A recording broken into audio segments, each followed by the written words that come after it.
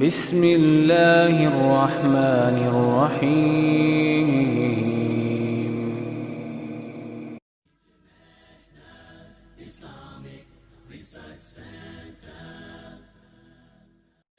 سب سے پہلے ہم خواتین کے حقوق کی بات کریں گے اور مرد کے فرائض کی بات کریں گے.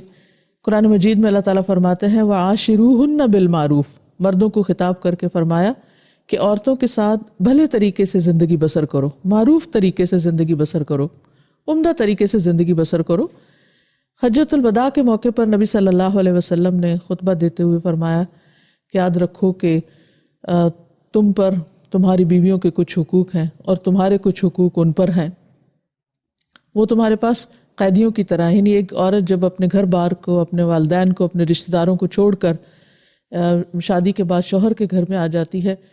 تو وہ ایک طرح سے شوہر پر ڈیپینڈنٹ ہوتی ہے اور شوہر کی ذمہ داری میں ہوتی ہے. تو شوہر کو یہ تعلیم دی گئی کہ وہ اس کے ساتھ احسان کا معاملہ کرے، اور اس میں سب سے پہلی ذمہ داری جو شوہر پر آتی ہے وہ یہ ہے کہ بیوی پر خرچ کرے، بیوی کے نان نفقے کا ذمہ دار ہو. اللہ تعالیٰ نے مرد کو قوام بنایا اور اس کی بنیادی وجہ بھی یہ بتائی کہ وہ بیوی پر خرچ کرتا ہے. قرآن پاک میں سورۃ النساء میں اللہ تعالیٰ فرماتے ہیں الرجال قوامون علی النساء بما فضل اللہ به بعضهم علی بعض وبما انفقوا من اموالهم فالصالحات قانتات حافظات للغیب بما حفظ اللہ،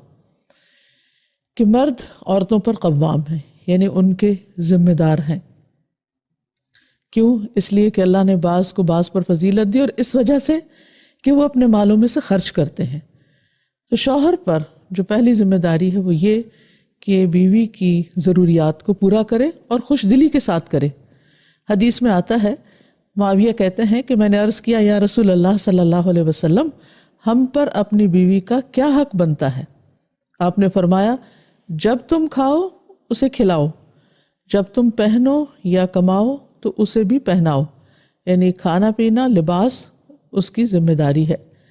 پھر اسی طرح عبداللہ بن عمرو رضی اللہ عنہ کہتے ہیں، اور یہ صحیح مسلم کی حدیث ہے، کہ رسول اللہ صلی اللہ علیہ وسلم نے فرمایا آدمی کو ہلاک کرنے کے لیے اتنا ہی گناہ کافی ہے کہ جس کا خرچ اس کے ذمہ ہے اسے خرچ نہ دے،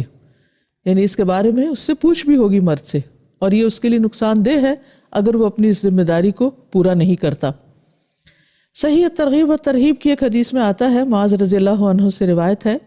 کہ رسول اللہ صلی اللہ علیہ وسلم نے مجھے وصیت کی، یعنی تاکید کی کہ اپنی استطاعت کے مطابق اپنے اہل و عیال پر خرچ کرو، یعنی جتنا تم کر سکتے ہو. ظاہر ہے جس کے پاس زیادہ ہوگا وہ زیادہ دے گا، جس کے پاس کم ہے وہ کم دے گا، لیکن بہرحال اسے یہ ذمہ داری پوری کرنی ہے. آپ صلی اللہ علیہ وسلم نے اس کے علاوہ جو شوہروں کو تاکید کی ہے وہ ہے اپنے گھر والوں کے لیے اور خصوصاً بیوی کے لیے سب سے بہترین سلوک کی. حضرت عائشہ کہتی ہیں کہ نبی صلی اللہ علیہ وسلم نے فرمایا خیرکم خیرکم لأہلہ وأنا خیرکم لأہلی، تم میں سے بہترین شخص وہ ہے جو اپنے اہل و عیال کے لیے سب سے اچھا ہو، اور میں تم میں سب سے زیادہ اپنے اہل و عیال کے لیے اچھا ہوں. یعنی ایک انسان کے اخلاق کا معیار یہ نہیں کہ وہ باہر اپنے دوستوں کے ساتھ کیسا ہے یا سوسائٹی میں وہ کیسے موو کرتا ہے اور لوگ اس کے بارے میں کیا کہتے ہیں، بلکہ اس کے بہترین ہونے کا اندازہ اس بات سے لگایا جائے گا کہ وہ اپنے گھر میں کیا کرتا ہے، اپنی بیوی کے ساتھ کیسا سلوک کرتا ہے. کیا بیوی اس کے اچھے اخلاق یا با اخلاق انسان ہونے کی گواہی دیتی ہے؟ یعنی سب سے بڑی گواہی اس کے گھر سے ہوگی اس کے اخلاق کی. تو اس لیے انسان کو کوشش کرتے ہوئے اور پوری توجہ کے ساتھ اس معاملے کو لینا ہوگا، اور اس کے لیے ظاہر ہے کہ اچھے اخلاق کا مظاہرہ کرنے کے لیے صبر و تحمل بھی چاہیے اور اپنے بعض جذبات کی قربانی بھی چاہیے، اور اپنی ذمہ داریاں ادا کرتے ہوئے جیسے شوہر کے اوپر بیوی کی تعلیم و تربیت اور اس کے دین کی ذمہ داری بھی ہے. تو بہت سی کوتاہیاں بھی دوسری طرف سے سامنے آ سکتی ہیں، لیکن ان تمام معاملات کو حسن سلوک کے ساتھ انجام دینے کی تعلیم دی گئی ہے. اور اس کے لیے نبی صلی اللہ علیہ وسلم نے فرمایا، اور صحیح مسلم ہی کی یہ روایت بھی ہے کہ کوئی مومن کسی مومن عورت سے بغض نہ رکھے، یعنی اپنی بیوی کے ساتھ بغض نہ رکھے، اس کے لیے دل میں کوئی گرجز نہ رکھے. اگر عورت کی ایک عادت اس کو ناپسند ہوگی تو کوئی دوسری عادت پسندیدہ بھی ہوگی، یعنی اس کے صرف نگیٹو پہلوؤں پہ یا اس کی منفی عادات اور بری عادات پر ہی نظر نہ رکھے یا کمزوریوں پر ہی توجہ نہ رکھے، بلکہ یہ بھی دیکھے کہ وہ اس کے اندر اچھائیاں کیسی ہیں یا اس کے اندر خوبیاں کون سی ہیں۔ آپ صلی اللہ علیہ وسلم نے فرمایا، اور یہ سنن ترمذی کی روایت ہے، کہ ایمان کے لحاظ سے کامل مومن وہ ہیں جو اخلاق میں سب سے اچھے ہیں، اور تم میں سے سب سے بہتر وہ ہے جو اپنی بیویوں کے لیے بہتر ہو، یعنی اس کا اخلاق اس کے لیے زیادہ اچھا ہو۔ نبی صلی اللہ علیہ وسلم کے بارے میں آتا ہے کہ آپ صلی اللہ علیہ وسلم نے کسی خادم یا عورت کو کبھی بھی نہیں مارا۔ تو اس لیے مرد کے اوپر یہ ذمہ داری عائد ہوتی ہے کہ وہ تعلیم و تربیت میں یا کچھ چیزوں کی گھر میں اصلاح کرنے کے دوران صبر و تحمل سے کام لے، مار پٹائی سے نہیں، غصے سے نہیں، اور یعنی بیوی کے لیے وہ ایک ڈکٹیٹر کی طرح نہ ہو، بلکہ ایک ہمدرد اور مہربان ساتھی کی طرح ہو، جو کہ اس کے بہت سے کام کاج میں یا اس کی ذمہ داریوں میں اس کا مددگار بھی ہو۔ حضرت اسود سے روایت ہے کہ انہوں نے حضرت عائشہ رضی اللہ تعالیٰ عنہا سے پوچھا کہ نبی صلی اللہ علیہ وسلم گھر میں کیا کیا کرتے تھے؟ تو انہوں نے بتایا کہ وہ گھر کے کام کاج میں مدد کیا کرتے تھے، اپنا کپڑا خود سی لیتے تھے، اپنے ڈول کو سی لیتے تھے، کبھی جھاڑو بھی لگا دیتے تھے، یعنی کہ گھر کے کام میں بھی بیوی کی مدد کر دیا کرتے تھے۔ اس کا یہ مطلب نہیں کہ ازواج مطہرات کچھ کیا نہیں کرتی تھی، بلکہ آپس میں محبت اور ایک تعلق اور ایک کنسرن ظاہر کرنے کے لیے، ایک بانڈنگ ڈیولپ کرنے کے لیے جو ایک بہترین طریقہ ہو سکتا ہے وہ یہ کہ جب کوئی شخص اکیلا کسی کام میں لگا ہوا ہو تو دوسرا شخص اس کی مدد کرے، اور نبی صلی اللہ علیہ وسلم نے اس کی بہترین مثال قائم کی۔ نبی صلی اللہ علیہ وسلم نے فرمایا، ہر وہ بھلا کام جو تم اپنے گھر والوں کے ساتھ کرو وہ ان پر صدقہ ہے، یعنی بیوی کے کام کاج میں جو بھی مدد ہے وہ ایک طرح سے ثواب کا کام ہے۔ جیسے کہ نبی صلی اللہ علیہ وسلم اپنے گھر والوں کی خدمت میں ہوتے تھے، لیکن جب نماز کا وقت آتا تھا تو سب کچھ چھوڑ کر نماز کے لیے چلے جاتے تھے۔ پھر اسی طرح آپ صلی اللہ علیہ وسلم نے ایک موقع پر فرمایا، جب آدمی اپنی بیوی کو پانی پلاتا ہے تو اسے اجر دیا جاتا ہے۔ ارباز بن ساریہ کہتے ہیں کہ جب میں نے یہ بات سنی، یعنی یہ حدیث سنی،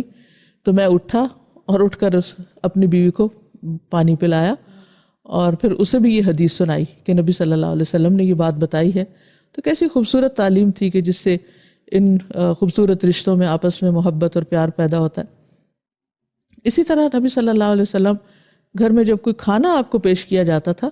تو اس میں عیب نہیں نکالتے تھے، اگر پسند ہوتا تو کھا لیتے ورنہ چھوڑ دیتے۔ آج ہم دیکھیں کہ کتنے ہی گھرانے ایسے ہیں جن میں لڑائی جھگڑا جو ہے وہ کھانے کی میز سے اٹھتا ہے، اور چھوٹی چھوٹی باتوں پر ایک دوسرے کے ساتھ بدسلوکی کی جاتی ہے۔ پھر اسی طرح یہ ہے کہ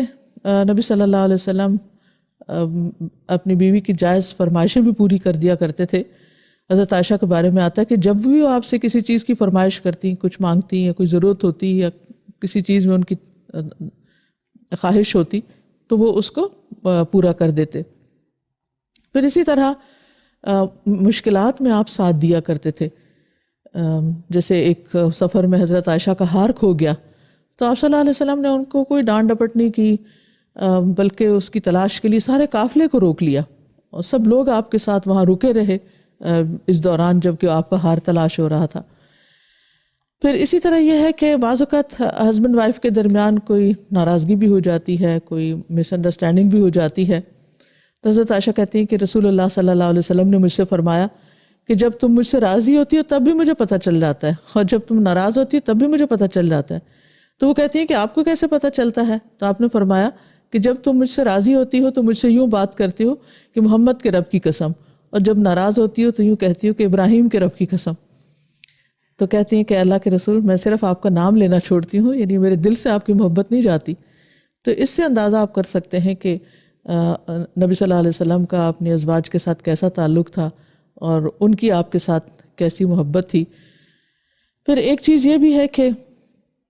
بیوی کے والدین کو شکایات نہیں لگانی چاہیے، اور اگر بیوی کے سے کوئی ناچاکی ہے یا کوئی ناراضگی ہے یا کسی چیز میں کوئی کمی محسوس ہوتی ہے.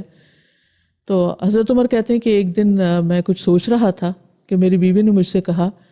بہتر ہے اگر تم اس معاملے کو فلاں فلاں کی طرح کرو. میں نے کہا تمہارا اس میں کیا کام، معاملہ مجھ سے متعلق ہے، تم کیوں اس میں دخل دے رہی ہو؟ تو اس نے کہا خطاب کے بیٹے تمہارے اس طرز عمل پر مجھے حیرت ہے، تم اپنی باتوں کا جواب بھی برداشت نہیں کر سکتے. تمہاری بیٹی حفصہ تو رسول اللہ صلی اللہ علیہ وسلم کو بھی جواب دے دیتی ہے. تو ایک دن تو اس نے آپ کو غصہ بھی دلایا تھا. تو یہ سن کر وہ اٹھ کھڑے ہوئے اور اپنی چادر اوڑھ کر حضرت حفصہ کے گھر پہنچے اور فرمایا بیٹی کیا تم رسول اللہ صلی اللہ علیہ وسلم کی باتوں کا جواب دیتی ہو، یہاں تک کہ تم نے ان کو ناراض بھی کیا ہے؟ تو حضرت حفصہ کہتی ہیں کہ ہاں اللہ کی قسم ہم آپ کو کبھی جواب بھی دیتے ہیں. میں نے کہا جان لو میں تمہیں اللہ کی سزا اور اس کے رسول کی سزا کی ناراضگی سے ڈراتا ہوں، لیکن یہ ہے کہ کبھی بھی نبی صلی اللہ علیہ وسلم نے حضرت عمر کو بلا کر یہ کمپلینٹ نہیں کی کہ دیکھو تمہاری بیٹی کیا کر رہی ہے اور تم اس کو سمجھاؤ یا میں اسے واپس بھیج رہا ہوں. شوہر اور بیوی کا تعلق اتنا خوبصورت تعلق ہوتا ہے کہ قرآن مجید میں اس کو لباس سے تشبیہ دی گئی ہے. ہن لباس لکم وانتم لباس لہن. دونوں ایک دوسرے کا پردہ ہوتے ہیں، دونوں ایک دوسرے کی زینت ہوتے ہیں، دونوں ایک دوسرے کے لیے کمفرٹ کا باعث ہوتے ہیں، دونوں ایک دوسرے کے عیب چھپانے والے ہوتے ہیں. اور اس میں مر چکے قوام ہے، ذمہ دار ہے، اس کو پہل کرنی چاہیے ان ذمہ داریوں کو ادا کرنے میں. پھر اسی طرح یہ ہے کہ اچھے تعلقات کے لیے شوہر کے لیے یہ بھی لازم ہے کہ صرف بیوی نہیں بلکہ بیوی کی سہیلیوں اور رشتہ داروں کے ساتھ بھی حسن سلوک کرے. حضرت خدیجہ کی بہن حالہ جو ہیں وہ ایک دفعہ نبی صلی اللہ علیہ وسلم کی خدمت میں آنے کی اجازت مانگتی ہیں، تو آپ کو حضرت خدیجہ کا اجازت مانگنا یاد آ گیا. تو اس وجہ سے آپ بہت خوش ہوئے اور کہا یا اللہ یہ تو حالہ ہے. اور